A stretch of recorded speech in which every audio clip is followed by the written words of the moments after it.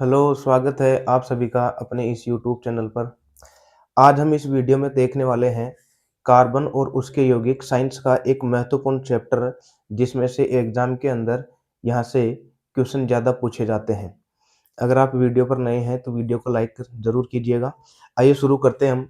आज का जो वीडियो है वो है कार्बन और उसके यौगिक। इस वीडियो में हम पूरे चैप्टर को जो है इसमें सबसे महत्वपूर्ण क्वेश्चन देखेंगे। आइए शुरू करते हैं। कार्बन और उसके यौगिक। सबसे पहले हम कार्बन जो है कार्बन के बारे में देखते हैं कि कार्बन जो है कार्बन, इसका प्रतीक जो होता है, कार्बन का प्रतीक, इसको कार्बन को लिखा जाता है कैपिटल सी से। सी का मतलब होता है कार्बन। और यह हमारे पास एक अधातु होती है। कार्बन हमारे पास क्या होती है? एक अधातु। ठीक है, तो कार्बन का प्रतीक होता है सी और यह एक अधातु होता है। इसी के साथ आवर्त सारणी के अंदर, यदि पूरे आवर्त सारणी की हम बात करें, जो 118 तत्व अब तक जो खोजे जा चुके हैं, इन 118 तत्वों में से कार्बन को जो स्थान दिया गया है वह है 6। अर्थात यदि हम बात करें परमाणु क्रमांक, परमाणु क्रमांक, तो परमाणु क्रमांक जो है इसका 6 होता है। अब परमाणु क्रमांक क्या होता है कि कोई भी जो हमारे पास परमाणु होता है उसके नाभिक में जो प्रोटॉन की जो संख्या होती है वही उसका परमाणु संख्या कहलाती है या परमाणु क्रमांक कहलाता है। तो परमाणु क्रमांक पूछे या परमाणु संख्या पूछे, वो हमारे पास कितनी होगी? 6 होगी। या इसी में यह भी पूछा जा सकता है कि प्रोटॉन की संख्या कितनी है, प्रोटॉन की संख्या। तो जो कार्बन है, कार्बन परमाणु, इसके नाभिक में जो प्रोटॉन की संख्या वो कितनी होती है? 6 होती है। इसके अलावा यदि हम द्रव्यमान संख्या की बात करें, द्रव्यमान संख्या, और द्रव्यमान संख्या क्या होती है? द्रव्यमान संख्या, ये जिसको हम परमाणु भार से भी बोलते हैं, द्रव्यमान संख्या इसकी होती है 12। अब द्रव्यमान संख्या क्या होती है? कोई भी जो हमारे पास परमाणु है उसका जो नाभिक होगा, नाभिक में उपस्थित प्रोटॉन और न्यूट्रॉन, इन दोनों की संख्याओं का जो योग होता है उसी को हम क्या कहते हैं? द्रव्यमान संख्या। अगर परमाणु संख्या पूछे तो 6, प्रोटॉन की संख्या परमाणु संख्या होती है। द्रव्यमान संख्या यदि पूछा जाता है वो होती है 12, अर्थात प्रोटॉन और न्यूट्रॉन की संख्या का योग कितना होता है? 12। यदि इसमें देखें कि इसमें प्रोटॉन की संख्या कितनी थी? 6। अगर 6 प्रोटॉन थे तो न्यूट्रॉन की संख्या भी कितनी हो गई? 6, क्योंकि ये 6 और 6 मिलकर कितने बनाएंगे? 12 बनाएंगे। तो इसका मतलब है कि इसमें न्यूट्रॉन की संख्या कितनी होती है? 6 होती है। वैसे यदि इसमें इलेक्ट्रॉन की बात करें कि बाहर जो है इलेक्ट्रॉन, इसमें इलेक्ट्रॉन की संख्या कितनी होती है? इलेक्ट्रॉन की संख्या भी 6 होती है। इलेक्ट्रॉन की संख्या कितनी होती है? 6 होती है।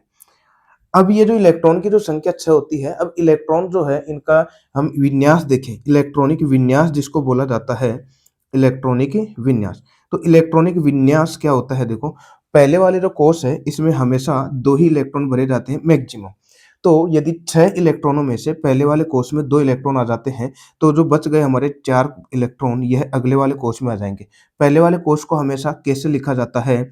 दूसरे वाले कोष को हमेशा एल से लिखा जाता है। अब एग्जाम में ऐसे क्वेश्चन कैसे पूछा जाता है वो देखना। जैसे कार्बन जो है हमको पता है, कार्बन है 6 नंबर पर आता है और इसमें हमको 6 इलेक्ट्रॉन भरने हैं। कितने भरने हैं? 6। तो कार्बन का ये जो नाभिक होगा, नाभिक मान लेते हैं, इसमें प्रोटॉन और न्यूट्रॉन होते हैं। ये इसकी पहली कक्षा हो गई कार्बन की और ये इसकी हो गई दूसरी कक्षा। इसके बाद में यदि और भी कोई कक्षा होगी उसको हम थर्ड कक्षा कहते हैं। पहली वाली कक्षा को हमेशा के से लिखा जाता है। पहली वाली कक्षा को किससे लिखा जाता है? एल से। दूसरी वाली कक्षा को एल से। थर्ड वाली जो होगी उसको एम से। इसके बाद में एक और फोर्थ होगा, उसको एन से लिखते हैं, के एल एम एन, इससे। पहले वाले कोष में यदि हम बात करें, ये इसके जो पहला वाला कोष है नाभिक के पास में, इसमें मैक्सिमम 2 इलेक्ट्रॉन भर सकते हैं। तो के अंदर कितने इलेक्ट्रॉन आ सकते हैं? अधिकतम 2। तो 6 इलेक्ट्रॉन तो इसके पास टोटल थे। 6 में से 2 तो हमने कौन सी कक्षा में भर दिया? के अंदर। तो के अंदर हमने कितना भर दिया? 2।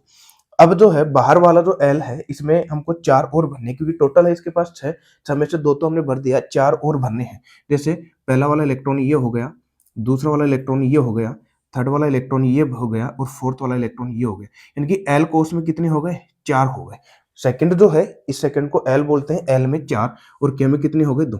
अब एग्जाम में क्या क्वेश्चन पूछा जाता है कि जो कार्बन का परमाणु होता है उसके एल कोष में इलेक्ट्रॉनों की संख्या होगी। तो एल कोष में कितने हैं? 4। कार्बन जो परमाणु है उसके के कोष में इलेक्ट्रॉनों की संख्या 2।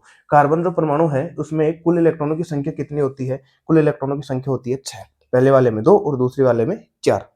ठीक है, तो ये है कार्बन की कुछ बेसिक जानकारी। अब हम देखते हैं कि कार्बन के गुण क्या है।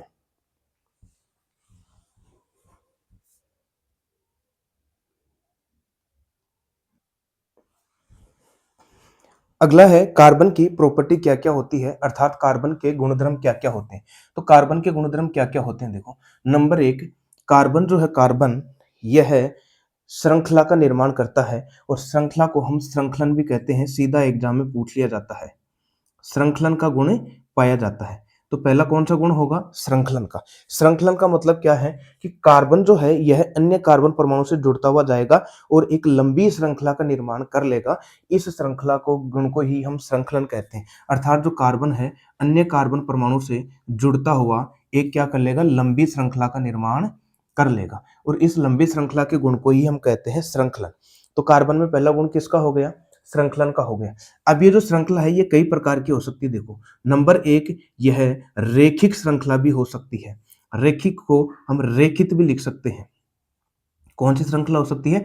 रेखिक। रेखिक का मतलब हो गया एक सीधी रेखा में, जैसे ये सीधी है पूरी एक ही रेखा में से कार्बन एक कार्बन के द्वारा जुड़कर एक सीधी रेखा से यह श्रृंखला का निर्माण कर सकता है। इसको हम रेखिक श्रृंखला कहते हैं। इसके अलावा यह शाखित श्रृंखला बना सकता है। इसके अलावा शाखित श्रृंखला बना सकता है। श्रृंखला तो बना सकता है, लेकिन कौन-कौन सी श्रृंखला बना सकता है वो देखो। एक तो रेखिक श्रृंखला बना सकता है, एक शाखित श्रृंखला। अब शाखित श्रृंखला मतलब क्या है कि जब ये जो सीधी रेखिक श्रृंखला है, इसमें किसी से भी यदि श्रृंखला नीचे आ जाए या ऊपर चला जाए, अर्थात एक शाखा यदि और अलग निकल जाती है, कहीं से भी निकल जाए, जैसे मान लो ये कार्बन की श्रृंखला थी और ये ऐसे आगे जा रही थी और इस मान लो इस कार्बन से कार्बन नीचे और आ गए, मतलब ये एक शाखा निकल गई इसकी। तो ये हो गई हमारे पास श्रृंखला, तो ये भी है, लेकिन इस श्रृंखला को हम क्या कहेंगे? शाखित श्रृंखला। मतलब कार्बन जो है यह इसकी शाखा से अलग डिवाइड होकर यह दूसरी दिशा में चले जाते हैं। इसके अलावा एक और श्रृंखला होता है जिसको हम कहते हैं चक्रीय श्रृंखला। इसको हम कहते हैं चक्रीय श्रृंखला। चक्रीय श्रृंखला क्या होता है देखो, चक्रीय श्रृंखला का मतलब हो गया चक्कर के रूप में। अर्थात कार्बन यदि जहां से शुरू होगा, यदि घूमकर अगर वापस हम उसी कार्बन तक पहुंच जाते हैं, उसको हम चक्रीय श्रृंखला कहते हैं। जैसे मान लो ये कार्बन है, इधर कार्बन चला गया, इधर कार्बन आ गया, इधर कार्बन आ गया वापस। ये देखो चक्कर के रूप में बन गया, ये चक्कर के रूप में बन गया, इसको हम कहते हैं चक्रीय श्रृंखला। जैसे 3 कार्बन भी हो सकते हैं, जैसे मान लो इधर गए, फिर इधर गए और फिर इधर गए। यानी कि यहाँ से शुरू करेंगे तो इधर जाएँगे, फिर इधर जाएँगे, फिर इधर जाएँगे। मतलब यह भी कैसी है? चक्रीय श्रृंखला। मतलब जहाँ से अगर आप शुरू करेंगे, वापस अगर आप घूमकर वहीं आ जाते हैं, वापस आप वहीं पर घूमकर आ जाएँगे, इसको हम चक्रीय श्रृंखला कहते हैं। यानी कि संकलन के अंदर भी यह रेखिक श्रृंखला बना सकता है, शाखित श्रृंखला बना सकता है और चक्रीय श्रृंखला भी बना सकता है। अच्छा, इसमें भी आप जो है, इसमें ये मत देखना, इसको अभी हम आगे देखेंगे कि श्रृंखलाएँ बनती कैसे हैं, इनका नामकरण कैसे करते हैं, सब कुछ इस वीडियो में हम सीखने वाले हैं कि इनका नाम क्या होगा, इनका नाम क्या होगा, इनका नाम क्या होगा, वो सब हम आगे देखेंगे। अभी तक सिर्फ हम कार्बन के क्या देख रहे हैं? गुण देख रहे हैं। तो कार्बन में पहला गुण किसका हो गया? श्रृंखलन का। नंबर 2 कार्बन जो है यह चतुर्संयोजी होता है। कैसा होता है? चतुर्संयोजी। अब चतुर्संयोजी का मतलब हो गया कि कार्बन जो है इसकी संयोजकता 4 होती है। कितनी होती है? 4। अर्थात कार्बन जो है यह अपने साथ अधिकतम 4 परमाणु को जोड़ सकता है। अधिकतम कितने परमाणु जोड़ सकता है? 4 परमाणु, ये ध्यान रखना। अधिकतम 4 जोड़ सकता है, इससे ज्यादा नहीं जोड़ सकता। अधिकतम 4 परमाणु को जोड़ सकता है। जैसे यदि हम बात करें, कोई कार्बन है, जैसे कार्बन है, इसमें एक हाइड्रोजन इधर जुड़ गया, एक हाइड्रोजन इधर जुड़ गया, एक हाइड्रोजन इधर जुड़ गया और एक हाइड्रोजन इधर जुड़ गया। तो ये जो कार्बन है वह अधिकतम कितने तत्व जोड़ सकता है अपने साथ? 4 को जोड़ सकता है, इससे ज्यादा ये नहीं जोड़ सकता। तो 4 को जोड़ेगा तो बंध भी कितने बनेंगे? 4 बंध बनेंगे। ये देखो बंध है, तो इसका मतलब है कार्बन जो है यह अधिकतम कितने बंध बना सकता है? 4 बंध बना सकता है। या ऐसे बोल सकते हैं अधिकतम कितने इसमें परमाणु को जोड़ सकता है या तत्वों को जोड़ सकता है? वो 4 को जोड़ सकता है। तो इसलिए कार्बन की संयोजकता कितनी हो गई? 4 हो गई। थर्ड वाला इसका गुणधर्म क्या होता है देखो, यह जो है कार्बन जो है यह अपने यौगिकों के साथ अधिकतम जो बंध बनाता है वह कौन सा बनाएगा? सहसंयोजी बंध बनाता है। कौन सा बंध बनाता है? सहसंयोजी बंध बनाता है। सहसंयोजी बंध बनाता है। ठीक है। अब सहसंयोजी बंध क्या होता है देखो, सहसंयोजी बंध वो होता है जिसमें जो 2 परमाणु होते हैं, 2 परमाणु वह अपने-अपने खुद के इलेक्ट्रॉन आगे रखकर उन इलेक्ट्रॉनों के द्वारा जो बंध बनता है, उस बंध को हम कहते हैं सहसंयोजी बंध। और सहसंयोजी बंध के लिए कम से कम 2 इलेक्ट्रॉन या 1 इलेक्ट्रॉन की जोड़ी होना आवश्यक है। अब सहसंयोजी बंध को हम थोड़ा-सा समझते हैं। जैसे मान लो ये हमारे पास कोई कार्बन है और ये हमारे पास हाइड्रोजन है। अब कार्बन के बाह्यतम कोश में हम जानते हैं कितने इलेक्ट्रॉन होते हैं? 4 होते हैं। अभी हमने देखा था कार्बन का जो बाह्यतम कोश है, जिसको हम L से लिखे थे, उसमें कितने इलेक्ट्रॉन होते हैं? 4। 1, 2, 3 और ये 4। लेकिन हाइड्रोजन तो एक ही नंबर पर आता है आवर्त सारणी में, और एक नंबर पर आता है मतलब इसमें अधिकतम कितने इलेक्ट्रॉन हो सकते हैं, एक इलेक्ट्रॉन हो सकते हैं। तो कार्बन इस हाइड्रोजन के जब साथ जुड़ेगा तो कार्बन का ये इलेक्ट्रॉन और हाइड्रोजन का ये इलेक्ट्रॉन मिलकर क्या बना लेंगे, बंध बना लेंगे। मतलब दोनों के इलेक्ट्रॉन काम में आ रहे हैं। देखो इस बंध में कार्बन का भी इलेक्ट्रॉन काम में आ रहा है और हाइड्रोजन का भी इलेक्ट्रॉन काम में आ रहा है। तो इन दो इलेक्ट्रॉनों की साझेदारी से, दो इलेक्ट्रॉन हो गए, इनकी साझेदारी से जो ये बंध बन रहा है, इसी बंध को हम क्या कहते हैं, सहसंयोजी बंध कहते हैं। तो सहसंयोजी बंध किसे कहते हैं कि दो इलेक्ट्रॉनों के मध्य, या फिर हम ऐसे कह सकते हैं कि एक इलेक्ट्रॉन युग्म, एक इलेक्ट्रॉन युग्म का मतलब हो गया एक जोड़ा, एक इलेक्ट्रॉन युग्म की साझेदारी से जो बंध बनता है उसको हम सहसंयोजी बंध के नाम से जानते हैं। और ऐसे जो यौगिक हैं इनको हम सहसंयोजी यौगिक भी कहते हैं। तो कितने गुणधर्म हो गए इसके, 3 गुणधर्म हो गए। अब हम थोड़ा सा सहसंयोजी बंध और इसके प्रकार को भी देख लेते हैं। प्रकार का मतलब हो गया सहसंयोजी बंध कितने प्रकार के होते हैं। जैसे हो सकता है कि सहसंयोजी बंध में एकल बंध भी आपको मिल सकता है, द्विबंध भी आपको मिल सकता है और त्रिबंध भी आपको मिल सकता है। तो आइए हम आगे देखते हैं सहसंयोजी बंध के प्रकार। तो ध्यान रखना इसमें कौन सा बंध पाया जाता है, सहसंयोजी। एक आयनिक बंध और होता है, एक आयनिक बंध और होता है जो कि हम धातु और अधातु वाले चैप्टर में देखेंगे। इसके बाद में लिखो सहसंयोजी बंध के प्रकार, सहसंयोजी बंध के प्रकार।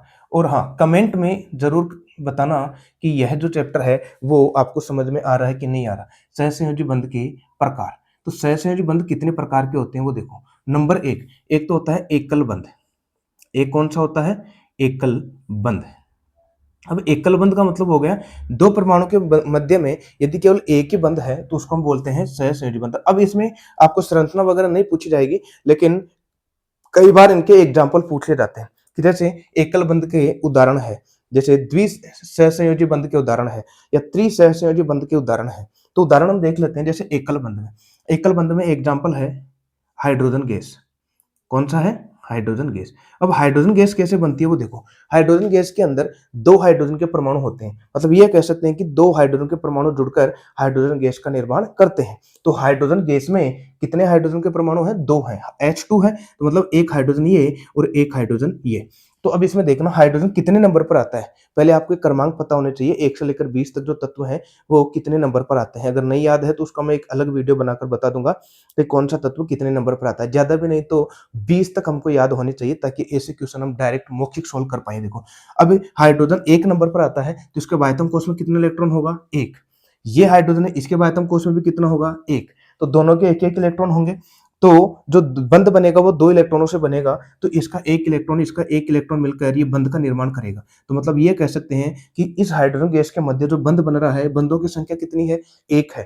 तो ये दोनों हाइड्रोजन मिलकर H2 गैस बनाएंगे और इनकी बंध की संख्या 1 है, इसलिए इसमें एकल सहसंयोजी बंध होगा। कौन सा होगा, एकल सहसंयोजी बंध होगा। इसी से जैसे अब ये बनाएगा H2 गैस। इसी से दूसरा एग्जांपल देखें, जैसे chlorine gas, Cl2 gas, chlorine gas.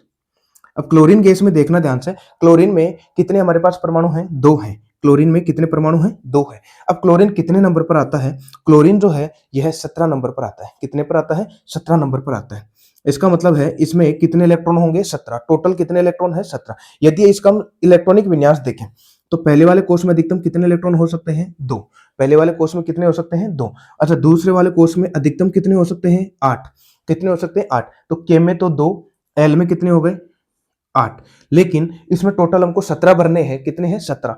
तो 2 और 8 तो कितने हो गए, 10। 10 तो यही हो गए। 17 में से 10 तो हमने दो कोष में भर दिया। इसके बाद में जो थर्ड वाला कोष एक और है उसमें कितने इलेक्ट्रॉन आएंगे, 7 आएंगे। तो इसका मतलब है बाह्यतम कोष में कितने इलेक्ट्रॉन आएंगे, 7। यानी कि ये कह सकते हैं कि इसके एम कोष के अंदर कितने इलेक्ट्रॉन है, 7। तो के में 2, एल में 8 और एम में 7। टोटल कितने हो गए, 17 हो गए। तो इस तरीके से पूछा जा सकता है कि क्लोरीन के एम कोष में इलेक्ट्रॉन की संख्या बताओ, क्लोरीन के एल कोष में इलेक्ट्रॉन की संख्या बताओ।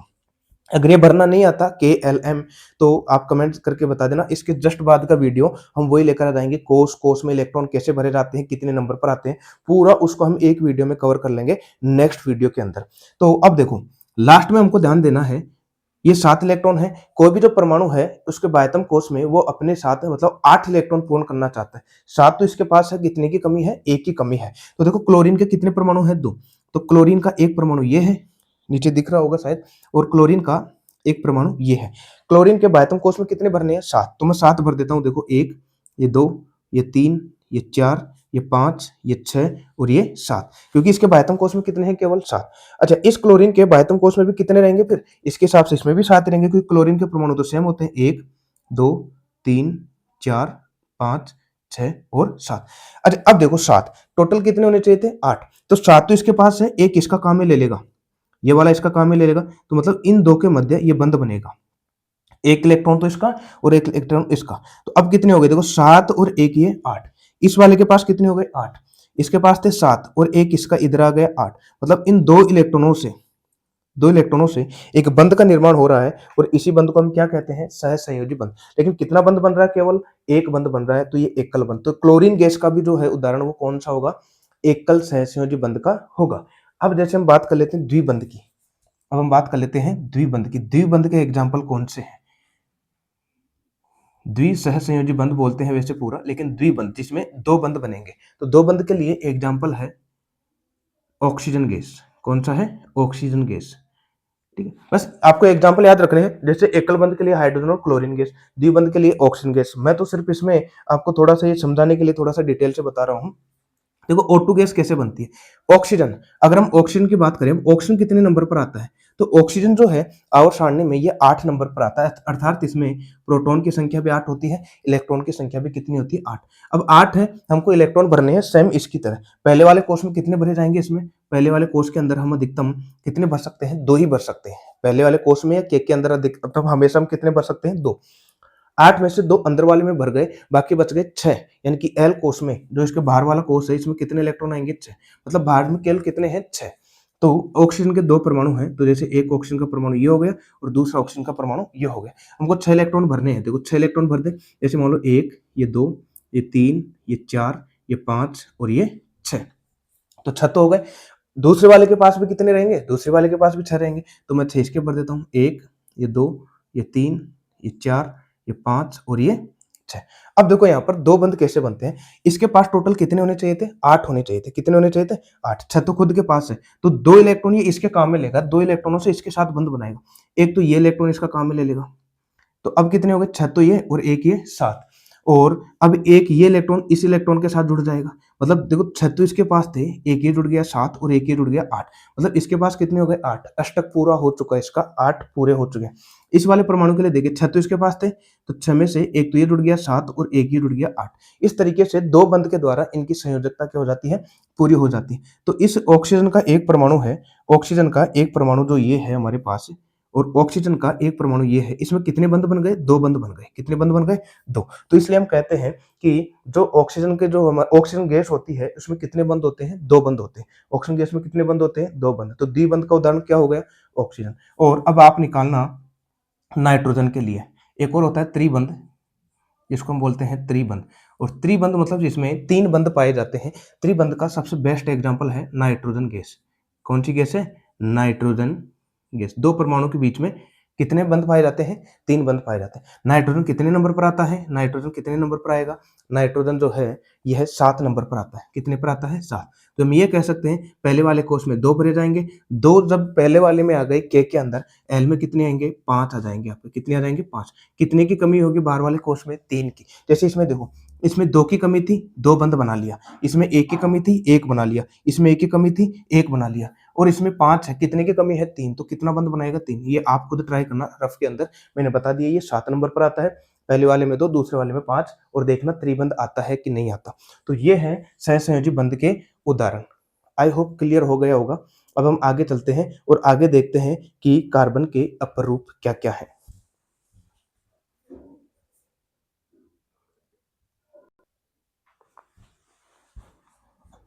कार्बन के अपरूप। अपरूप शब्द का मतलब क्या है? अपर रूप यानी बहुत से रूप, अर्थात कार्बन जो है प्रकृति के अंदर बहुत से रूपों में पाया जाता है, यानी कि अलग अलग रूपों में पाया जाता है।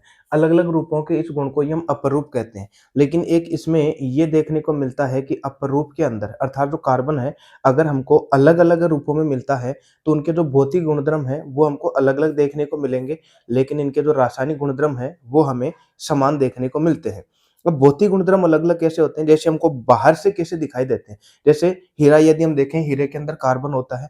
कार्बन के अलावा और कोई परमाणु नहीं होता, तो हीरे के अंदर जो कार्बन होता है वो कठोर होगा। इसी तरीके से यदि हम ग्रेफाइट की बात करें तो इसमें भी सिर्फ कार्बन के ही परमाणु पाए जाते हैं, लेकिन जो ग्रेफाइट होता है वो थोड़ा चिकना या मुलायम होता है। तो कार्बन देखो यहाँ पर हमको जब बाहर से यदि हम देखें, अगर छूकर देखेंगे, एक कठोर लगेगा और दूसरा जो है कार्बन का बना हुआ जो पदार्थ है ग्रेफाइट, ये हमको चिकना लगता है, लेकिन है दोनों में कार्बन ही। तो कार्बन को यदि हम किसी पदार्थ में यदि हम देखें, तो बाहर से देखने पर हमको ज़रूर वो अलग-अलग रूपों में देखने को मिल सकता है। इस गुण को हम बोलते हैं भौतिक गुणधर्म। तो भौतिक गुणधर्म तो अलग-अलग होते हैं। कार्बन अपरूप किसे कहते हैं?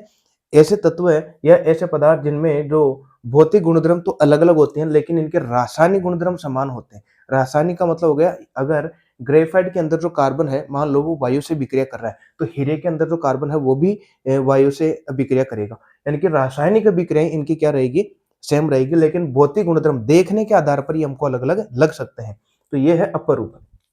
कार्बन के अपरूप में पहला है हीरा। अब हीरा देखो, हीरे के अंदर यदि हम बात करें तो एक कार्बन जो परमाणु है, एक कार्बन परमाणु अन्य 4 कार्बन परमाणु से जुड़ा रहता है। अन्य 4 कार्बन परमाणु से जुड़ा रहता है। यानी कि एक जैसे मान लो ये कार्बन है, अब ये अन्य 4 कार्बन से और जुड़ा हुआ रहेगा इस तरीके से। अब ये कार्बन है, एक से तो इधर जुड़ गया, 2 ये 3 और ये 4। यानी कि हम ये कह सकते हैं कि हर एक कार्बन परमाणु अन्य 4 कार्बन परमाणु से जुड़ा रहता है। अच्छा, जब ये 4 कार्बन परमाणु से जुड़ा रहेगा मतलब 4 बंध बन गए, तो इसमें कोई भी फ्री इलेक्ट्रॉन नहीं होता, मुक्त इलेक्ट्रॉन नहीं होता। मुक्त इलेक्ट्रॉन का मतलब है, मान लो ये कार्बन जो है, अगर ये 3 ही कार्बन से जुड़ जाए, कितने कार्बन से जुड़ जाए? 3 से। जैसे एक तो इधर जुड़ गया, एक इधर और एक इधर, मतलब 3 इलेक्ट्रॉन तो काम में आ गए। हमको पता है कार्बन के बाह्यतम कोष में 4 इलेक्ट्रॉन होते हैं। कितने होते हैं? 4। यानी कि चौथा इलेक्ट्रॉन ये क्या रह गया? मुक्त रह गया। ठीक है? अगर इसकी संयोजकता पूरी नहीं होती है, तो कार्बन जो इसमें इलेक्ट्रॉन है वो मुक्त अवस्था में रह जाते हैं। लेकिन हीरे के अंदर जो है, एक कार्बन परमाणु यह अन्य 4 कार्बन परमाणु से जुड़ा रहेगा, तो इसमें कोई भी फ्री इलेक्ट्रॉन नहीं होता। यानी कि हम ये कह सकते हैं कि मुक्त इलेक्ट्रॉन नहीं पाए जाते। मुक्त इलेक्ट्रॉन नहीं पाए जाते। यदि इसमें मुक्त इलेक्ट्रॉन नहीं पाए जाएँगे, तो इसका मतलब है कि इसमें विद्युत धारा का चालन भी नहीं होगा। विद्युत धारा का चालन उन्हीं में होता है जिनमें इलेक्ट्रॉन जो है मुक्त अवस्था में पाए जाते हैं। यदि इलेक्ट्रॉन जो है अगर मुक्त अवस्था में या फ्री इलेक्ट्रॉन होते हैं, तो वो गति करने के लिए स्वतंत्र होते हैं, और जो इलेक्ट्रॉन गति करने के लिए स्वतंत्र होते हैं, वही विद्युत धारा का निर्माण करते हैं, क्योंकि जब वो बहेंगे तो विद्युत धारा बनेगी। लेकिन अब इसमें फ्री मुक्त इलेक्ट्रॉन है ही नहीं, तो ये विद्युत धारा का चालन नहीं करते। यानी कि हम ये कह सकते हैं कि ये विद्युत के सुचालक होंगे या कुचालक होंगे, ये होंगे विद्युत के कुचालक।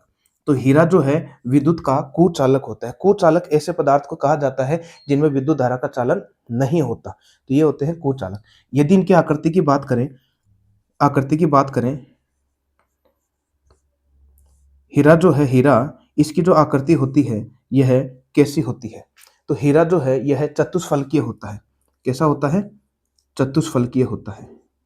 चतुष्फलकीय होता है और 3D आकार का 3D में होता है। 3D का मतलब हो गया जिनका हम क्या निकाल सकते हैं? आयतन निकाल सकते हैं, त्रिआयामी।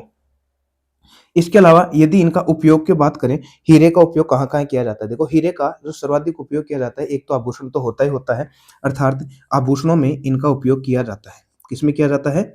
आभूषणों में इनका उपयोग किया जाता है।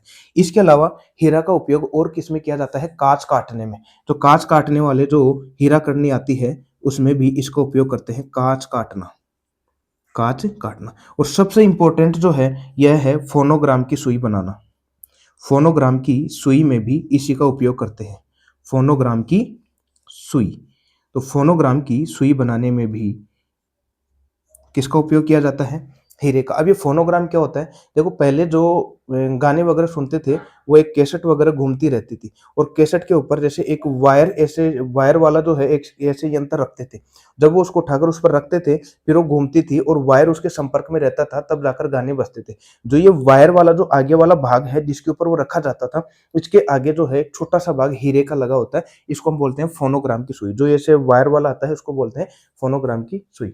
तो ये है हीरे के बारे में। तो हीरा जो है, हीरा इसमें वापस देखते हैं, हीरे जो एक कार्बन परमाणु अन्य 4 कार्बन परमाणु से जुड़ा रहता है, इसमें कोई मुक्त इलेक्ट्रॉन नहीं पाए जाते, ये विद्युत के कुचालक होते हैं, इनकी आकृति चतुष्फलकीय होती है, इनका उपयोग आभूषणों, काँच काटना और फोनोग्राम की सुई में उपयोग किया जाता है। ग्रेफाइट में देखते हैं, ग्रेफाइट के अंदर क्या होता है कि एक कार्बन परमाणु अन्य 3 कार्बन परमाणु से जुड़ा रहता है।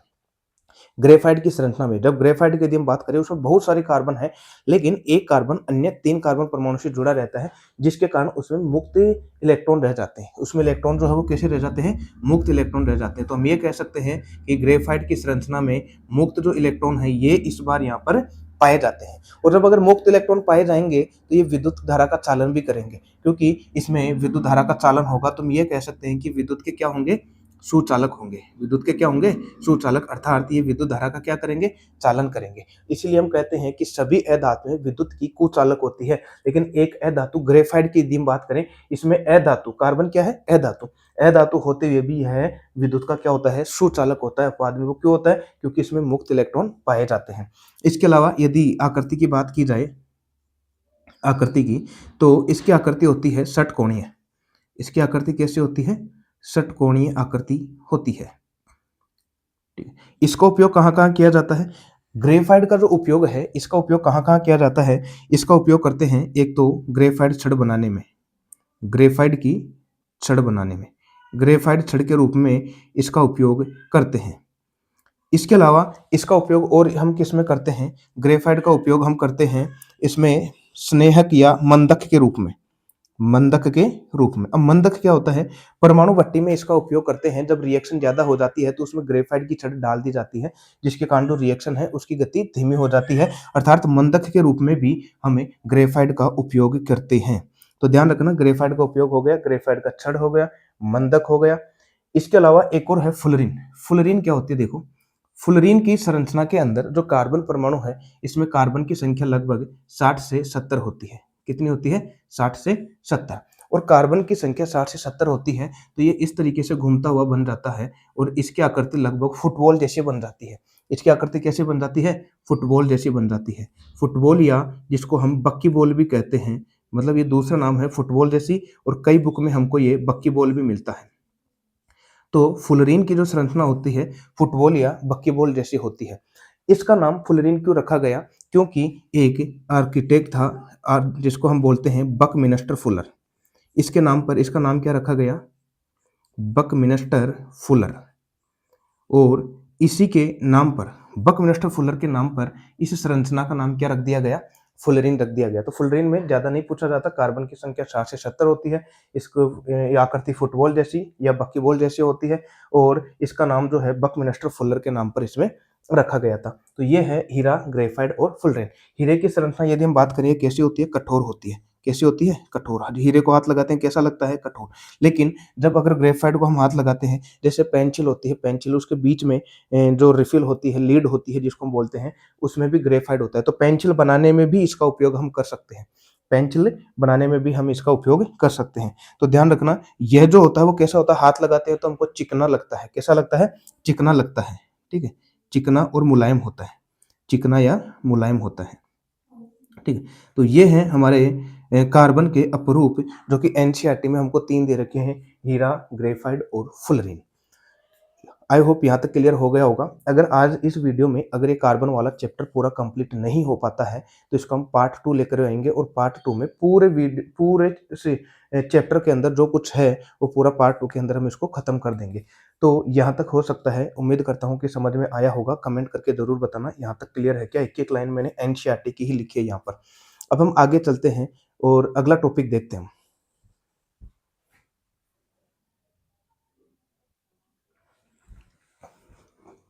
अगला टॉपिक है हाइड्रोकार्बन। हाइड्रोकार्बन क्या होते हैं? देखो, इसमें 2 शब्द हैं। हाइड्रो का मतलब होता है हाइड्रोजन, और ये लास्ट में है कार्बन, अर्थात ऐसे यौगिक जिनमें सिर्फ और सिर्फ क्या पाए जाएंगे? हाइड्रोजन और कार्बन। जिन यौगिकों में हाइड्रोजन और कार्बन पाए जाते हैं उन यौगिकों को हम क्या बोलते हैं? हाइड्रोकार्बन कहते हैं।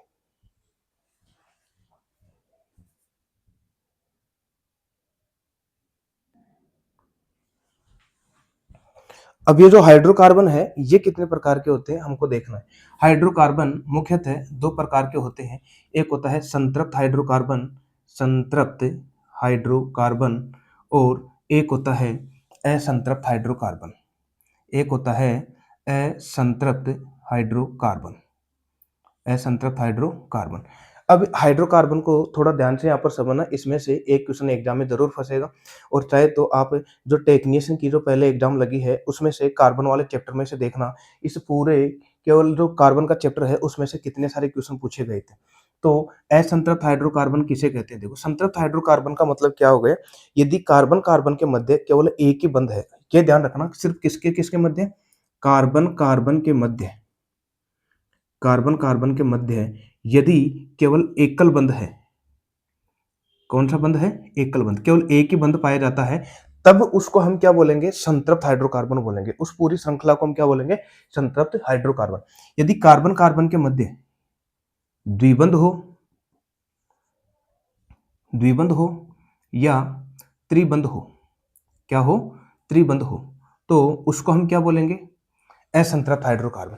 असंतृप्त हाइड्रोकार्बन में द्विबंध और त्रिबंध दोनों हैं, लेकिन संतृप्त हाइड्रोकार्बन में एकल बंधी होगा, और वो भी किस किस के बीच में, कार्बन कार्बन, और किसी परमाणु के बीच में नहीं देखना। जैसे मान लो मैं यहाँ पर लिख देता हूँ सी बॉन्ड सी बॉन्ड सी, और मैंने यहाँ पर डबल ओ लगा दी, डबल बॉन्ड ओ लगा दिया। अब आप देखेंगे कि अच्छा इसमें तो डबल बॉन्ड है, और डबल बॉन्ड वाला असंतृप्त हाइड्रोकार्बन है, ये गलत हो जाएगा। क्यों? क्योंकि हमको सिर्फ कार्बन कार्बन के बीच में देखना है। जैसे कार्बन कार्बन के बीच में एक ही है, इस कार्बन कार्बन के बीच में एक ही है, लेकिन ये तो कार्बन और ऑक्सीजन आ गया, हमको कार्बन और कार्बन के मध्य ही देखना है, अन्य परमाणु के मध्य नहीं देखना है। तो ये नहीं देखना, कार्बन कार्बन के मध्य सिंगल है, तो कैसे हो गई है हमारे पास, संतृप्त हाइड्रोकार्बन हो गया। कैसा हो गया, संतृप्त हाइड्रोकार्बन हो गया। एकल बंध, अच्छा एकल बंध वाली श्रेणी को, अब इस श्रेणी को क्या कहेंगे, जिसमें केवल एक ही बंध हो, उसको श्रेणी को नाम हम देते हैं एल्केन। उस श्रेणी को हम क्या बोलते हैं, एल्केन श्रेणी बोलेंगे। जैसे इसमें सिंगल बॉन्ड है तो इसको हम क्या बोलेंगे, एल्केन बोलेंगे। यदि मान लो अगर मैं यहाँ पर डबल बॉन्ड लगा दूं, सी डबल बॉन्ड सी, तो ये डबल बॉन्ड हो गया, ये डबल बॉन्ड वाला ये आ गया। और जब ऐसी श्रृंखला हमको मिल जाए जहां पर कार्बन कार्बन के बीच में डबल बॉन्ड हमको मिल जाए, सिंगल बॉन्ड वाले को हम एल्केन बोलेंगे, द्विबंध वाली श्रेणी को हम क्या बोलेंगे, एल्कीन। क्या बोलेंगे, एल्कीन। लेकिन जो त्रिबंध वाली जो श्रेणी है इसको हम क्या बोलेंगे, एल्काइन बोलेंगे। इसको क्या बोलेंगे, एल्काइन। हो सकता है शायद आपको इसमें ये अभी ना समझ में आ रहा हो, लेकिन जब इसके हम एग्जाम्पल करेंगे ये पूरे के पूरे आसानी से समझ में आ जाएंगे। एल्केन श्रेणी के लिए जब इनका नामकरण हम करेंगे, नामकरण जब हम इनका करेंगे, तो नामकरण में जो अनुलगन लगाएंगे, नामकरण के अंदर क्या लगाएंगे, अनुलगन। अनुलगन का मतलब हो गया पीछे लगने वाला। जब भी नामकरण करेंगे तो पीछे क्या लगाएंगे, देखो लास्ट में क्या बोल रहा है, एल्केन में एन बोल रहा है, तो यानी कि उस श्रेणी के लास्ट में हम क्या लगाएंगे, एन। जैसे आप बोलते हैं ना मेथेन, एथेन, प्रोपेन, तो लास्ट में एन बोल रहा है, तो ये है हमारे पास एल्केन श्रेणी की। एल्केन के लिए क्या होगा, लास्ट में हम लगाएंगे इन। क्या लगाएंगे, इन लगाएंगे। जैसे आपने सुना होगा एथीन, प्रोपीन, ब्यूटीन, तो लास्ट में इन आ रहा है, यानी कि वो डबल बॉन्ड है कहीं ना कहीं। और इसके लिए क्या लगाएंगे हम, अनुलगन, आइन। लास्ट में क्या बोल रहा है, एल्काइन में आइन बोल रहा है, तो हम क्या लगाएंगे, आइन। जैसे प्रोपाइन, ब्यूटाइन, पेंटाइन, यानी कि उसमें कौन सा बंध है, त्रिबंध है। एन के लिए इसमें जो बंध होगा वो कैसा होगा, सिंगल होगा। बंध में कार्बन कार्बन के मध्य बंध कैसा होगा, सिंगल। इसमें कैसा होगा, इसमें डबल होगा। और इसमें कैसा होगा, इसमें तीन बंध होंगे। कितने बंध होंगे, तीन। ये फर्स्ट, ये सेकंड और ये थर्ड। डिफरेंस भी हम साथ में करते जा रहे हैं, वो देखना। इसके अलावा इसमें एक जो पूछा जाता है वो पूछा जाता है इनका सूत्र, श्रेणी का सूत्र। जैसे एल्केन श्रेणी का सूत्र क्या है, एल्कीन श्रेणी का सूत्र क्या है, एल्काइन श्रेणी का सूत्र क्या होता है, तो इनका जो सूत्र होता है एल्केन श्रेणी का वो क्या होता है, CnH2n और +2। मतलब इसमें जो हाइड्रोजन की संख्या है वह कार्बन की संख्या के 2 गुने से, देखो यहाँ पर n है, यहाँ पर 2n हो रहा है, 2 गुने से कितनी ज्यादा है, 2 ज्यादा। तो एल्केन में डबल से 2 ज्यादा, इसमें सिर्फ डबल होगा एल्कीन के अंदर, तो इसका सूत्र क्या बन जाएगा, Cn सिर्फ बन जाएगा H2n। n का डबल कितना हो गया, 2n। इसमें सिर्फ CnH2n। इसमें क्या होगा, डबल से 2 कम। पहले वाले में डबल से 2 ज्यादा, इसमें सिर्फ डबल, और इसमें डबल से 2 कम। तो इसका सूत्र क्या हो जाएगा, CnH2n -2। ये हमने 2 कम कर दिया, फर्स्ट वाले में 2 बढ़ाया, उससे फिर 2 और कम किया, और इसमें 2 और भी कम कर दिया।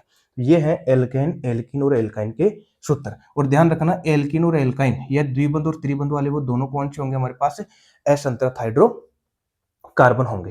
ठीक है, तो ये है हाइड्रोकार्बन, इनके प्रकार संतृप्त हाइड्रोकार्बन और असंतृप्त हाइड्रोकार्बन। अनुलगन वगैरह हो गया, और यहाँ पर इनके सूत्र हो गए। एग्जाम में ये वाले क्वेश्चन यहाँ पर फंस सकते हैं। अभी इसके बाद हम देखते हैं कि ये जो इनका नामकरण हम कैसे करेंगे, मतलब जब कितने कार्बन होंगे उनका हम नामकरण कैसे करें, श्रृंखलाओं का नामकरण कैसे करेंगे, ये हम अगला टॉपिक देखेंगे अभी। तब तक अगर आप इसका स्क्रीनशॉट लेना चाहते हैं तो ले लीजिए।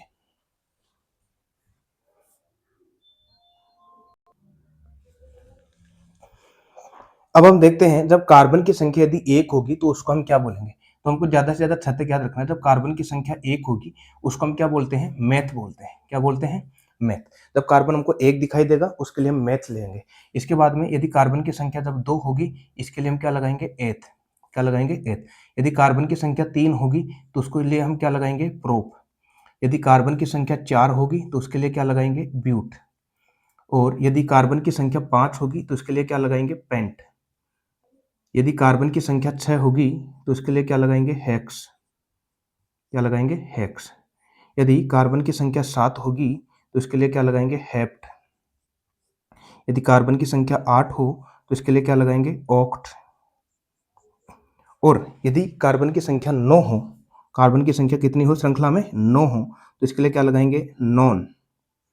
और यदि कार्बन की संख्या 10 हो तो इसके लिए क्या लगाएंगे? डेक। ठीक है, तो डेक, इसके बाद में 11 डेका टेरा ये चलता रहता है, लेकिन ज़्यादा से ज़्यादा हमको छह तक तो याद रखना ही है। 1 होगा तो मैथ, 2 होगा तो एथ, 3 होगा तो प्रोप, 4 होगा तो ब्यूट, 5 होगा तो पेंट लगाएंगे, 6 होगा तो हेक्स लगाएंगे, 7 होगा तो हेप, 8 होगा तो ऑक्ट, और 9 होगा तो नॉन, और 10 होगा तो डेक। अब हम सीखते हैं नामकरण कैसे करते हैं। देखो, जैसे मान लो एक हमारे पास श्रृंखला है, जैसे ये कार्बन, ये कार्बन, ये कार्बन और ये कार्बन, 4 कार्बन मैंने दे दिए, और 4 कार्बन में जैसे मान लो मैंने यहाँ पर सिंगल बॉन्ड लगा दिया, सिंगल बॉन्ड लगा दिया, सिंगल बॉन्ड लगा दिया। अभी मैंने हाइड्रोकार्बन में बताया था कार्बन कार्बन के मध्य बंध देखना है, इसमें भी एक है, इसमें भी एक है, इसमें भी एक है, मतलब सभी में सिंगल बॉन्ड है, एकल बंध है। और एकल बंध वाली श्रेणी को हम कहते हैं एल्केन। क्या कहते हैं? एल्केन, यानी एल्केन श्रेणी का है। और एल्केन के लिए लास्ट में हम क्या लगाएंगे? एल्केन श्रेणी का लास्ट में क्या लगाते हैं? एन लगाते हैं। क्या लगाते हैं? एन लगाते हैं। अच्छा, कार्बन की संख्या कितनी है? 1 2 3 4। कार्बन की संख्या 4 है, 4 के लिए क्या लगाएंगे? ब्यूट। 4 के कार्बन की संख्या 4 हो तो ब्यूट, और सिंगल बॉन्ड है इसके लिए लगाएंगे एन।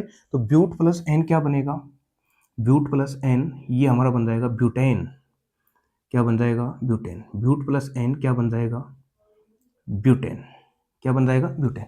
ऐसे यदि कार्बन की संख्या 5 होती तो ये क्या बन जाता? Pent plus ene, pentene. लेकिन मान लो अगर मैं डबल बॉन्ड दे दूं, ये मैंने डबल बॉन्ड दे दिया, अब क्या बनेगा? ये कार्बन की संख्या तो 4 ही है, 1 2 3 4, 4 कार्बन को ब्यूटी बोलेंगे। लेकिन डबल बॉन्ड के लिए हम क्या लगाते हैं? एल्कीन श्रेणी आ गई डबल बॉन्ड की, एल्कीन के लिए इन लगाते हैं लास्ट में, तो ये क्या बन जाएगा? ब्यूटीन। क्या बन जाएगा? ब्यूटीन। और लास्ट में यदि कहीं पर हमको कार्बन कार्बन के मध्य 3 बंध दिखाई दे जाए तो इसके लिए क्या लगेगा? लास्ट में त्रिबंध है, मतलब ये है एल्काइन श्रेणी का, और एल्काइन के लिए या 3 बंध के लिए लास्ट में हम लगाएंगे आइन, तो ये क्या बन जाएगा? ब्यूटाइन। 4 है, 4 के लिए ब्यूट, प्लस इसके लिए आइन, तो ये क्या बन जाएगा? ब्यूटाइन। ऐसे हम क्या करते हैं इनका नामकरण। लेकिन नामकरण में ये भी हमको ध्यान रखना है कि कार्बन की संयोजकता 4 होती है, अर्थात कार्बन के पास जो है हाइड्रोजन कितने होने चाहिए? 4, मतलब बंध कितने होने चाहिए? 4 होने चाहिए। कार्बन की में यदि 4 बंध नहीं है तो हम उसकी संयोजकता पूरी करेंगे हाइड्रोजन को जोड़कर। जैसे अब मान लो इसी को अगर हमको जोड़ना है, देखो, तो कार्बन की संख्या यहाँ पर देखो, पहले कार्बन 1, इसके पास 1 बंध तो है, कितने बंध की कमी रह गई? 3 बंध की। कितनी कमी की रह गई? 3 बंध की। तो जितने बंध की कमी होगी उतने हम इसमें हाइड्रोजन जोड़ेंगे। जैसे मान लो मैंने यहाँ पर जोड़ दिया 3 हाइड्रोजन, तो ये बन गया CH3। इस कार्बन की 4 संयोजकता पूरी होगी, देखो 3 ये और 1 ये, कितना हो गया? 4। इस कार्बन की बात करें, इसके पास 4 बंध होने चाहिए, 3 तो इधर रहे इसके और 1 इधर रहा, 4, मतलब इसके पास पहले से 4 कंप्लीट है। इसके पास 3 इधर है और 1 इधर है, इसकी भी क्या है? कंप्लीट है। लेकिन इस कार्बन की देखो 1 ही है इधर। अगर 1 है, कितने की कमी है? 3 है, तो कितने हाइड्रोजन जोड़ देंगे हम? 3 हाइड्रोजन इसमें जोड़ देंगे। तो अब यदि हम देखें तो इसमें कार्बन कितने? 1 2 3 4, तो कितने कार्बन हैं? 4 कार्बन है। कितने कार्बन है? 4। हाइड्रोजन कितने हो गए? 3 ये और 3 ये, 6। तो हाइड्रोजन कितने हो गए? 6। तो C4H6, C4H6। अच्छा, इसमें देखो हाइड्रोजन की संख्या देखो, कार्बन की संख्या 4 है, 4 का डबल कितना होता है? 8। 8 में से 2 जाने पर कितना बचता है? 6, मतलब 2 कम हो रहे हैं। 2 क्या हो रहे हैं? कम। 4 दूनी 8, 8 में से 2 गया तो 6। तो ये जो है 2 कम होते हैं, वो कौन सी श्रेणी में होते हैं? एल्काइन श्रेणी में, जो पहले मैंने सूत्र लिखाया था। तो एल्काइन श्रेणी का, एल्काइन श्रेणी में हाइड्रोजन की संख्या क्या होती है? कार्बन की संख्या के डबल से 2 कम। ऐसे यदि हम बात करें, जैसे मान लो ये 3 कार्बन है, मैंने यहाँ पर डबल बॉन्ड लगा दिया और यहाँ पर सिंगल बॉन्ड लगा दिया। अभी इसकी हमको संयोजकता पूरी करनी है, तो इस कार्बन के पास 2 बंध तो हैं, 2 नहीं है तो 2 हाइड्रोजन जोड़ देंगे। कितने हाइड्रोजन जोड़ देंगे? 2। लेकिन इस बार डबल बॉन्ड ही लगाया। इस कार्बन के पास देखना 2 बंध तो ये, 1 बंध ये, 3 बंध हो गए, 4 ही बंध बना सकता है अधिकतम, मतलब अपने साथ ही 1 हाइड्रोजन को और जोड़ सकता है। इसके पास तो 1 ही है, इसके पास 1 बंध है, मतलब अधिकतम 3 बंध जोड़ सकता है ये, यानी कि 3 हाइड्रोजन और जोड़ सकता है। तो कार्बन की संख्या कितनी हो गई? 1, 2, ये 3, तो हम लिख देंगे यहाँ पर 3। क्या लिख देंगे? 3। अच्छा, इसमें हाइड्रोजन की संख्या देखो, 2 तो ये, 1 ये 3 और 3 और 3 6 हो गई। 3 और 3 6, तो C3H6 हो गया। तो यहाँ पर देखो, क्या ये आपको डबल नहीं दिख रही? 3 दूनी 6, 3 दूनी 6। इसी तरीके से यदि कार्बन की संख्या 4 होती तो हाइड्रोजन कितना हो जाता? डबल बॉन्ड यदि होता तो बीच में डबल बॉन्ड होता, C4H8 हो जाता, C4H8 डबल हो जाता। तो एल्केन श्रेणी में हाइड्रोजन डबल होता है, एल्काइन श्रेणी में डबल से 2 कम होता है, और एल्केन श्रेणी में डबल से क्या होता है? 2 जाता है। जैसे एल्केन श्रेणी का एक मैं बता ही देता हूँ, जैसे कार्बन की संख्या मान लो यही 3 है और सभी में सिंगल बॉन्ड है। कितना है? Single bond. एक बंध है, 3 हाइड्रोजन और जुड़ेंगे क्योंकि टोटल 4 हो सकता है। इस कार्बन के पास 2 तो हैं, 2 हाइड्रोजन और जुड़ सकते हैं। इस कार्बन के पास 1 ही है, लेकिन इसके पास अधिकतम कितने और जुड़ सकते हैं? 3। टोटल कितना होना चाहिए? 4। तो 3 ये और 1 ये 4। अच्छा, अब देखो इसमें कार्बन कितने हो गए? 3। हाइड्रोजन देखो, 3 2 5 और 3 8। हाइड्रोजन कितने हो गए? 8। तो 3 का डबल कितना होता है? 6, और 6 में 2 जोड़ते कितना हो गया? 8। 3 दूनी 6 और 2 8। तो इस तरीके से इन यौगिकों का हम क्या करते हैं? नामकरण करते हैं। क्या करते हैं? नामकरण। लेकिन इसमें हमको कुछ श्रृंखलाएं भी सीखनी है अभी। पहले श्रृंखलाएं देखते हैं, रैखिक श्रृंखला कौन सी होती है, साकित श्रृंखला कौन सी होती है, उनका नामकरण कैसे करते हैं। ठीक है, तो जैसे रैखिक श्रृंखला के लिए हम सीधा नामकरण करेंगे। पहला है रैखिक श्रृंखला, रैखिक श्रृंखला। तो रैखिक श्रृंखला में जिस जो श्रृंखला क्या हो? एक सीधी रेखा के रूप में हो। मान लो मैं 5 कार्बन लिख देता हूं, 1 2 3 4 और 5, 1 2 3 4 5। अब इसमें देखो, यदि मैं सभी में सिंगल बॉन्ड लगा देता हूं, सभी में मैंने सिंगल बॉन्ड लगा दिया, तो ये रैखिक श्रृंखला हो गई, सीधी एक रेखा के अंदर है। अब यदि हमको इसकी संयोजकता पूरी करनी है, तो संयोजकता पूरी करने के लिए इस कार्बन के पास 1 ही बंध है, तो ये 3 हाइड्रोजन और जोड़ सकता है। इसके पास 2 है तो ये 2 और जोड़ सकता है। इसके पास भी 2 है तो ये 2 और जोड़ सकता है। इसके पास भी 2 है तो ये 2 और जोड़ सकता है। इसके पास 1 ही है, लेकिन कितना और जोड़ सकता है? 3 जोड़ सकता है। कार्बन की संख्या गिनो, 1 2 3 4 5। कितने कार्बन है? 5। हाइड्रोजन गिनो, 3 और 2 5, 5 और 2 7 और 2 9 और 3 12। हाइड्रोजन कितने हो गए? 12 हो गए। कितने हो गए? 12। तो C5H12 डबल, 5 दूनी 10 और 10 में 2 जोड़ते ही 12, मतलब डबल से 2 ज्यादा है। तो 5 कार्बन के लिए क्या शब्द लगाएंगे हम? पेंट लगाएंगे। सभी में क्या है? सिंगल बॉन्ड है, एकल बंध है। एकल बंध के लिए क्या लगाते हैं? एन लगाते हैं। ये क्या बनेगा आपका? ये बनेगा 5 कार्बन के लिए पेंट प्लस एन, ये क्या बन जाएगा? पेंटेन बन जाएगा। क्या बन जाएगा? पेंटेन। तो C5H12 ये किसका सूत्र होता है? पेंटेन का। सीधा एग्जाम में पूछा जाता है। पेंटेन का सूत्र बताओ। अगर मैं आपसे पूछूं ब्यूटेन, तो ब्यूटेन में 4 कार्बन है, तो हाइड्रोजन जो होंगे डबल से 2 ज्यादा होंगे, यानी कि 4 दूनी 8, 8 2 10, तो C4H10 होगा। यदि मैं पूछूं प्रोपेन का बताओ, सभी में सिंगल बॉन्ड है, प्रोपेन, प्रोपेन कार्बन 3 होगा तो C3, और हाइड्रोजन डबल से 2 ज्यादा, तो 3 दूनी 6 और 2 8, तो C3H8। इस तरीके से हमको बताने। एक होती है साकित श्रृंखला, एक कौन सी होती है? साकित श्रृंखला, जिसमें शाखा निकल जाए, जिसमें क्या निकल जाए? शाखा निकल जाए। जैसे कार्बन में देख लेंगे 5 वाले, मैं दोनों बता देता हूँ इधर। जैसे 1 ये 2 ये 3 ये 4, और नीचे मैंने लगा दिया 1 कार्बन, मतलब शाखा नीचे निकल गई। ठीक है, क्या निकल गई? शाखा नीचे निकल गई। और एक और लिख देता हूँ मैं, जैसे 1 2 3, एक ऊपर कार्बन ले लिया और एक नीचे 5। अच्छा, इसमें भी क्या है? शाखाएं हैं, लेकिन इसमें 2 शाखाएं हैं। देखो इन दोनों को ध्यान से देखना, इसमें सिर्फ एक ही शाखा नीचे जा रही है। इसमें कितनी शाखा? ये सीधी थी, एक शाखा ऊपर चली गई, एक शाखा नीचे चली गई। इसमें भी 5 कार्बन है, इसमें भी कितने कार्बन है? 5 कार्बन है। पहले इसकी संयोजकता पूरी करते हैं। इसमें भी 5 ही कार्बन थे। इसकी संयोजकता पूरी करने के लिए देखो, एक बंध तो है, मतलब 3 हाइड्रोजन और जुड़ेगा। इसमें 2 है, लेकिन कितना हाइड्रोजन जुड़ेगा? 2। इस कार्बन के पास 1 और 2, एक नीचे 3, ऑलरेडी 3 है, एक ही चाहिए होगा इसको, तो 1 हाइड्रोजन। इस कार्बन के पास 1 ही है, कितने हाइड्रोजन आएंगे? 3 आएंगे। लेकिन इसके नीचे देखो, एक कार्बन और जुड़ा हुआ है, एक ही बंध है, इसके पास कितने हाइड्रोजन आएंगे? 3। जरा एक बार कार्बन की संख्या काउंट करना, कितनी है? 5 है। कितनी है? 5। हाइड्रोजन की संख्या काउंट करना, 3 3 2 5, 5 और 1 6, 6 और 3 9, 9 और 3 12, 9 और 3 कितनी होती है? 12। तो C5 H12 है। देखो यही सूत्र आ गया जो पहले था C5H12। जरा इसकी संयोजकता पूरी करना। इस कार्बन के पास एक ही बंध है, इसके पास कितने आएंगे 3। इस कार्बन के पास एक ही बंध है, इसकी संयोजकता कितनी और कितने हाइड्रोजन जुड़ेंगे 3। इस कार्बन के पास एक ही बंध है, इसमें कितने जुड़ेंगे 3। इस कार्बन के पास भी कितने हैं, एक ही है, इसमें कितने जुड़ेंगे 3। लेकिन बीच वाले कार्बन के पास देखना, इसमें 1 2 3 4 4 बंध पहले से हैं, एक भी हाइड्रोजन नहीं जुड़ेगा। जरा इसमें देखना अब कार्बन की संख्या कितनी है, 1 2 3 4 5 कितनी है 5। और इसमें हाइड्रोजन देखना कितने हो गए, 3 3 6 3 और 3 12। C5H12 है। क्या इन तीनों में डिफरेंस समझ में आ रहा है। ये रेखिक श्रृंखला थी, ये है शाखित श्रृंखला। इसका सूत्र भी था C5H12 है, इसका सूत्र भी C5H12 है, इसका सूत्र भी C5H12 है। इसको हम पेंटेन बोल रहे हैं। इस हिसाब से ये भी क्या होना चाहिए, पेंटेन होना चाहिए।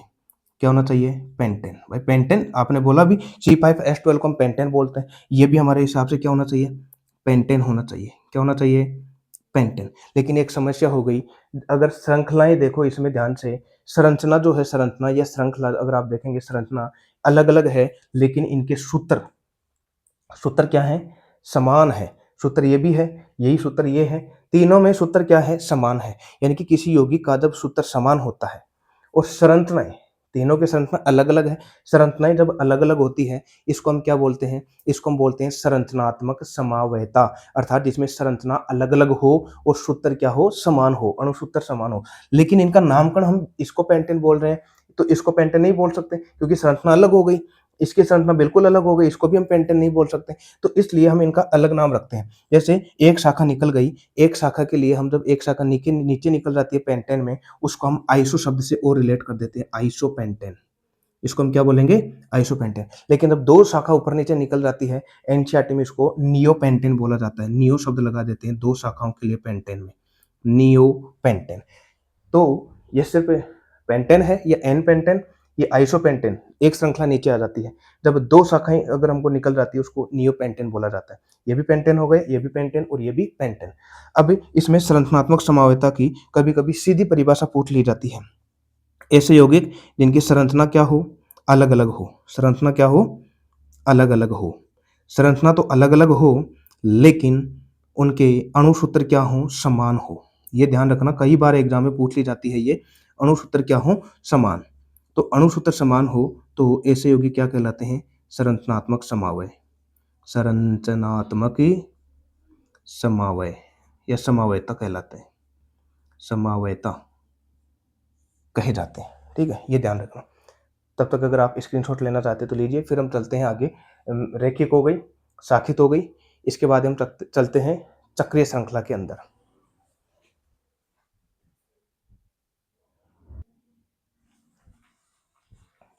इसके बाद में है चक्रीय श्रृंखलाओं का नामकरण कैसे करते हैं। ठीक है, चक्रीय श्रृंखलाओं में सिर्फ आपसे ये पूछा जाएगा कि जैसे हमारे पास कोई प्रोपेन वाली एक चक्रीय श्रृंखला है, उसके पहले हम क्या लगाते हैं। जैसे मान लो चक्रीय श्रृंखला है, एक कार्बन ये हो गया, एक कार्बन ये, एक कार्बन ये, इसके बीच में भी एक बंध है, इसके बीच में भी एक बंध है, इसके बीच में भी क्या है, एक बंध है। ठीक है, एक एक बंध है। तो अगर एक एक बंध है, यहाँ से हमने शुरू करेंगे, इधर आएंगे, फिर इधर से सेकंड वाले पर चले जाएंगे, फिर इधर से थर्ड वाले पर चले जाएंगे। मतलब हम जो है वापस इस तरीके से बार बार जा सकते हैं, जहां से हम शुरू कर सकते हैं वापस वहीं पर ही हम जा सकते हैं। तो चक्रीय श्रृंखलाओं के लिए जैसे अब यहाँ पर दो बंद हो गए इस कार्बन के लिए, इसमें हम कितने हाइड्रोजन और जोड़ देंगे, दो, क्योंकि हमको कितने करने हैं टोटल, चार। एक कार्बन चार बंद बना सकता है, दो तो इधर है तो दो हाइड्रोजन और जोड़ सकता है। दो इस कार्बन के पास है तो कितना हाइड्रोजन जोड़ सकता है, दो जोड़ सकता है।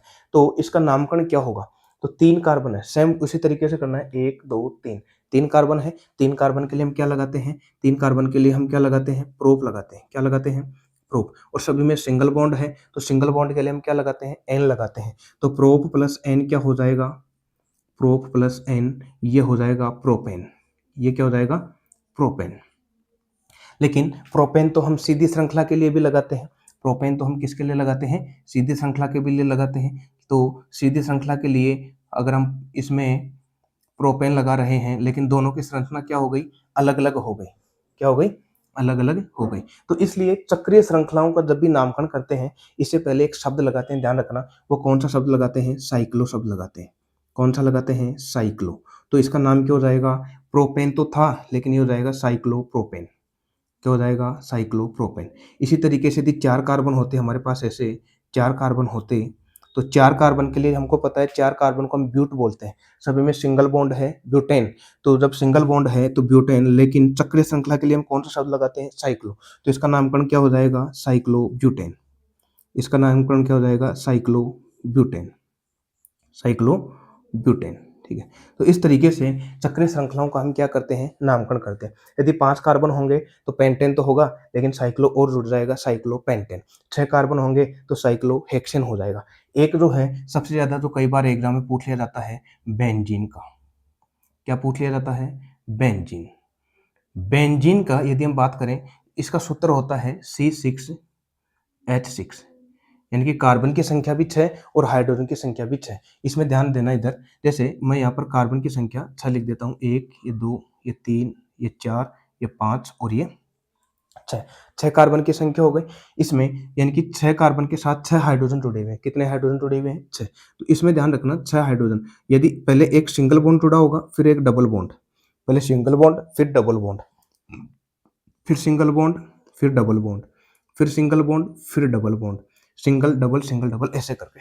चाहे तो आप पहले इसको डबल कर लो फिर सिंगल कर लो, इसको डबल कर दो फिर सिंगल कर लो। अब इसमें देखो, इस कार्बन के पास इधर 2 बंद हो गए, इधर 1 बंद हो गया, 3 बंद पूरे, एक और रह गया, तो एक हाइड्रोजन और जुड़ जाएगा इसके साथ ऐसे। इसके पास 2 और 3 पूरे हो गए इस कार्बन के पास, लेकिन एक हाइड्रोजन और जुड़ेगा तो 4 पूरे हो जाएंगे। इसके पास भी एक हाइड्रोजन जुड़ेगा, इसके पास भी एक हाइड्रोजन जुड़ेगा, इसके पास भी एक हाइड्रोजन जुड़ेगा और इसके पास भी एक हाइड्रोजन जुड़ेगा। तो इस श्रृंखला के अंदर कार्बन की संख्या कितनी हो गई? 6। हाइड्रोजन की संख्या कितनी हो गई? 6। अब एग्जाम में क्या क्वेश्चन पूछा जाता है? एक तो इसका सूत्र, दूसरा क्या पूछा जाता है वो देखना कि बेंजीन की संरचना में द्विबंध की संख्या बताइए। द्विबंध की संख्या बताइए। तो द्विबंध की संख्या कितनी हो गई? काउंट करके बताओ देखें। द्विबंध की संख्या कितनी हो गई? हमारे पास 3 हो गई। कितनी हो गई? 3। यदि एकल बंध अगर पूछा जाए, एकल बंध की संख्या भी कितनी है?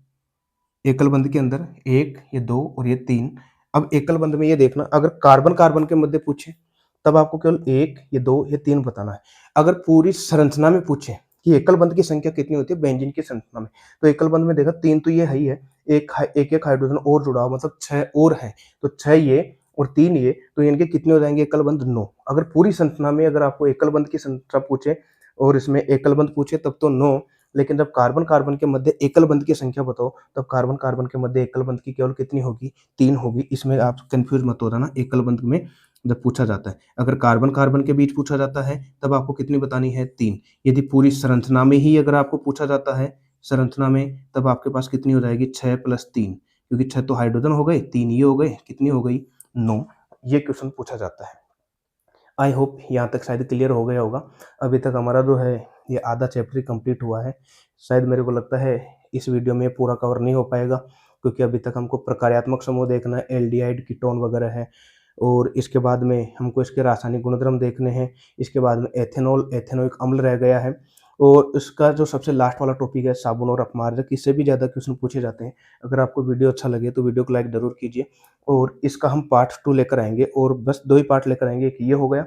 पार्ट 2 में हम कोशिश करेंगे कि ये चैप्टर हमारा कंप्लीट हो जाए, वो भी बिल्कुल बेसिक से। वीडियो कैसा लगा कमेंट में ज़रूर आपको बताना है। मिलेंगे हम अगले वीडियो के साथ। धन्यवाद।